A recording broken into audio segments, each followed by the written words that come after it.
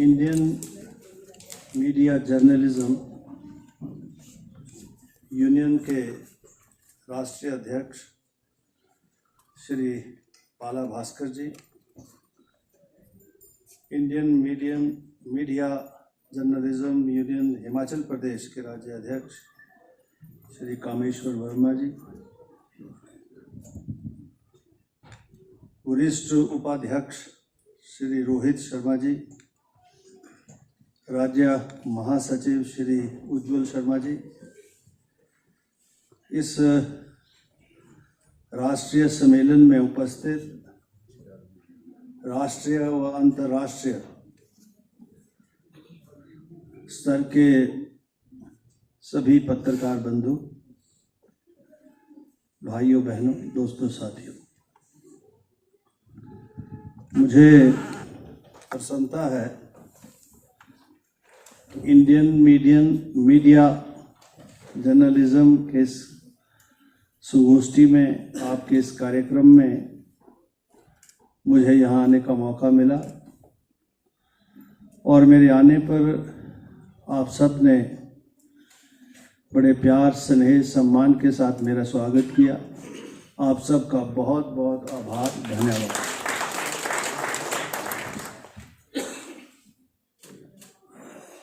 कामेश्वर जी सत्र से पहले मुझे मिले थे, विधानसभा सत्र की जब शुरुआत हो रही थी। एक कार्यक्रम जिसमें हरियाणा प्रदेश के जो पत्रकार बंधु हैं, जो हर वर्ष शिमला में सम्मेलन भी करते हैं और पत्रकारों के संबंधित विचार विमर्श, उनकी समस्याएं उन सम्मेलन के रूप में वहाँ इसका आयोजन करते हैं और उसमें भी मुझे जाने का मौका मिला। और आज इंडिया मीडिया जर्नलिज्म का जो संगठन है उसमें आने का मौका मिला। मुझे बहुत अच्छा लगा आप सबको सुनकर, और जो बातें आपने कही यहाँ पर वो सच है, सच्चाई है। और कभी कभी मैं ये सोचता हूँ, जैसे राजनीति के लोग भी हैं, लड़ते रहते हैं सारी जिंदगी, कुछ विधायक बन जाते हैं, कुछ तो रह जाते हैं। और उसी प्रकार से जर्नलिज्म भी एक ऐसा, मैं नशा समझूं या वो आपकी अपनी व्यक्तिगत कमिटमेंट समझूं समाज के प्रति, जिसे लेकर आप चलते हैं और सारी जिंदगी का सफर तय करते हैं। कई प्रकार की मुश्किलें आपको इस सफर में मिलती हैं और उनका सामना आप करते हैं। और मैं जानता हूं, जो जैसा आपने कहा, आर्थिक तौर पर बहुत कम ऐसे होंगे जो संपन्न होंगे, अन्यथा सभी हैंड टू माउथ है। और वैसे भी जो पत्रकारिता है, पत्रकारिता का एक बहुत अहम रोल हर समय में रहा है। आज़ादी के समय में भी पत्रकारिता का एक बहुत बड़ा रोल रहा है। मात्र पत्रकारिता तक सीमित ना करके आज़ादी के आंदोलन को गति देने में उस समय के अखबारों ने, पत्रकारों ने एक बहुत बड़ा योगदान उस समय में दिया। और समय समय पर पत्रकारिता के माध्यम से सरकारों को, राजनेताओं को और संविधान के ढांचे के सभी जो पिलर्स हैं उनको जगाने का काम किया। हमारी व्यवस्था parliamentary form of democracy, parliament विधानसभाएं स्टेट के लेवल पर और पार्लियामेंट राष्ट्रीय स्तर पर चुनी हुई सर्वोच्च संस्थाएं हैं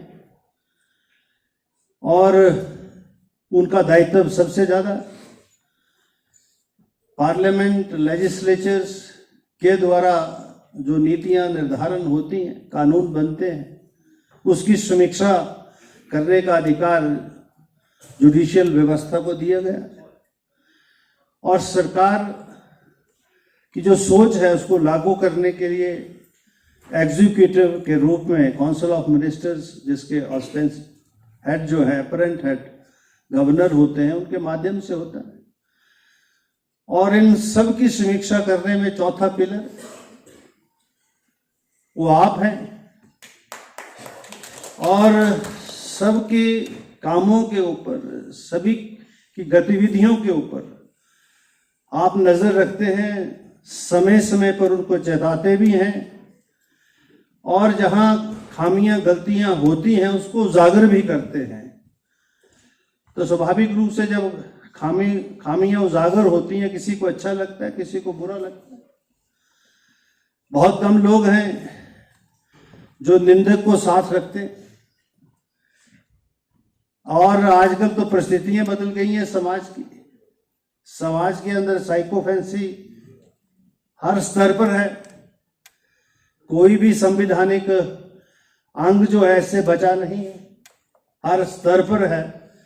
और उन परिस्थितियों में भी एक स्वतंत्र पत्रकार और पत्रकारिता का जिंदा रहना, मैं अपने आप में समझता हूं एक बहुत बड़ा योगदान आपके द्वारा और इस संगठन के माध्यम से समय समय पर उस प्रकार के सब पत्रकारों का जिनका योगदान संविधान के तमाम जिनकी जिम्मेवारियां हैं, उनको समय समय पर उन जिम्मेवारियों का एहसास कराना, समाज को उनके अधिकारों के प्रति सचेत करना, इस काम को आप कर रहे हैं। मैं बधाई देना चाहूंगा आप सबको। है तो ये भी जो है एक समर्पण की भावना से और समाज सेवा के रूप में आप इसे देखें, लेकिन मैं ये समझता हूं आपने सही कहा कि कोई भी काम करने के लिए जो है उसके लिए धन की आवश्यकता होती है।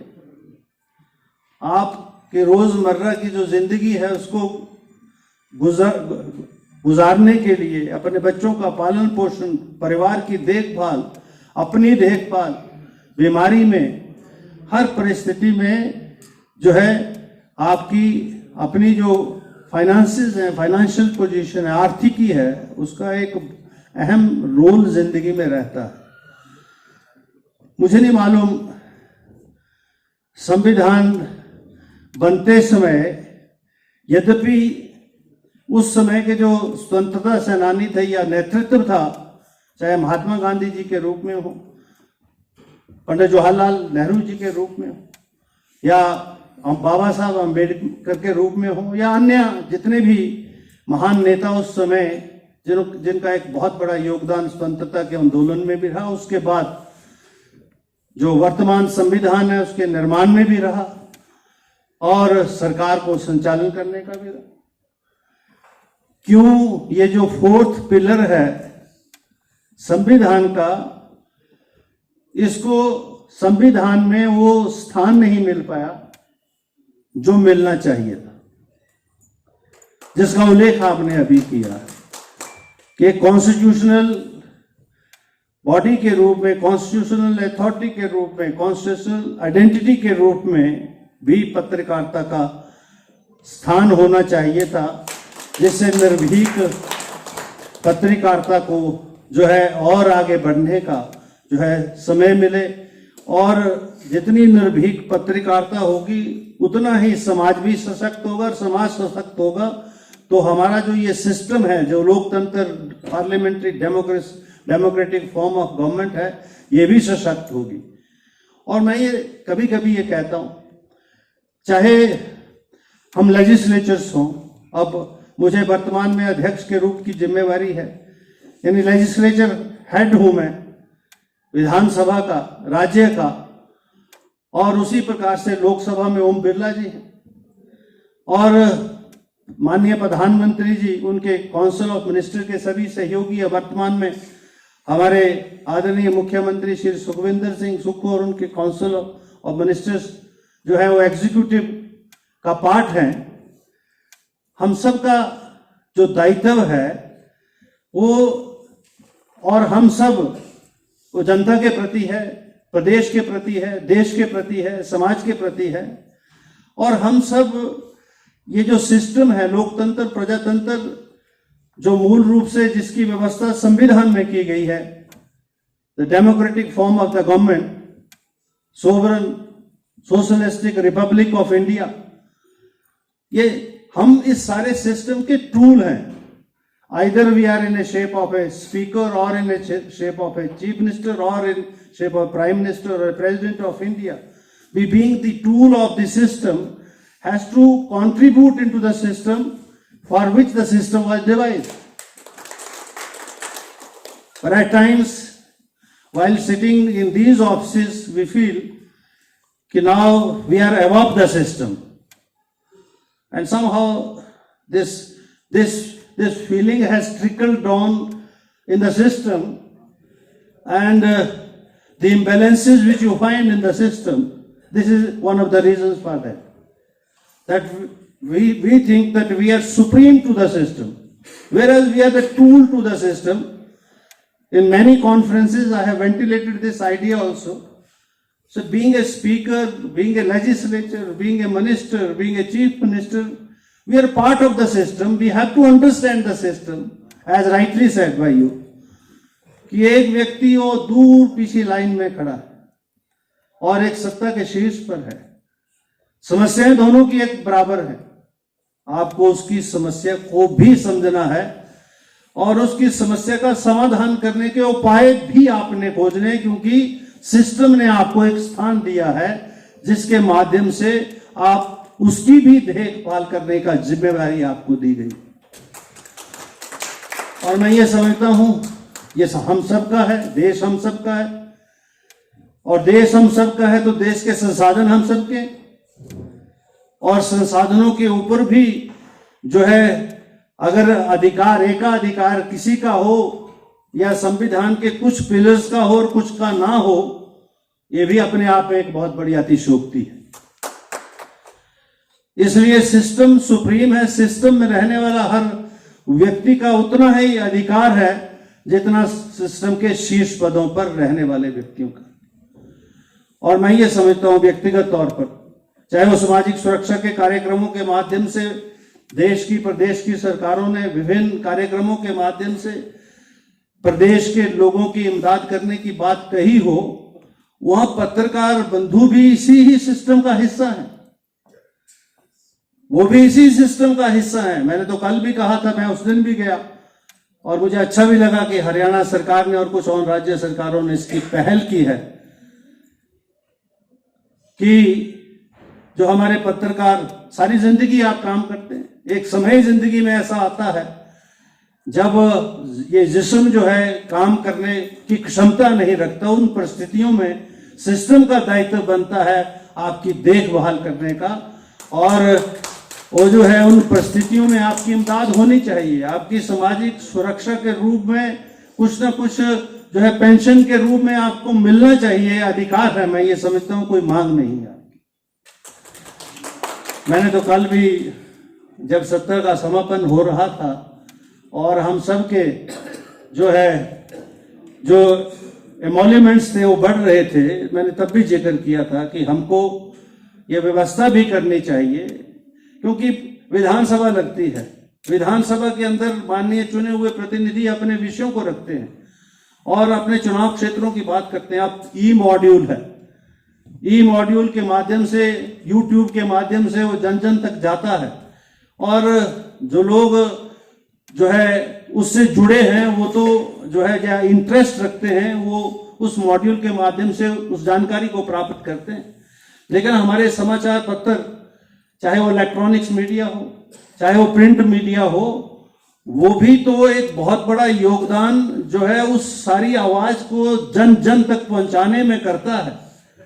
और सारा समय आप जब विधानसभा चलती है 11 बजे से लेकर अगर 8 बजे तक चले तो 8 बजे तक आप वहां होते हैं, अपनी ड्यूटी पर होते हैं।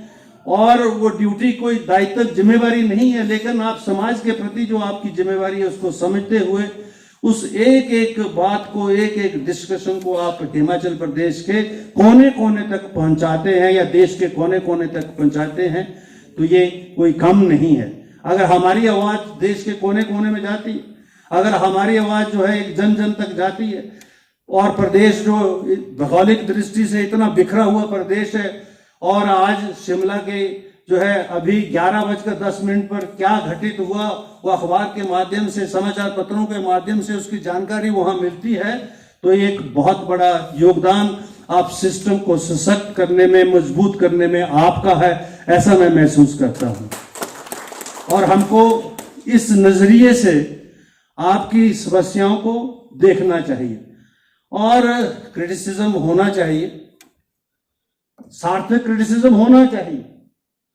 Criticism for the sake of criticism नहीं होना चाहिए, या कहीं जो है क्रिटिसिज्म में जो है कहीं आप पूर्वाग्रह से कोई ग्रस्त हो, उससे उस क्रिटिसिज्म का कोई फायदा नहीं।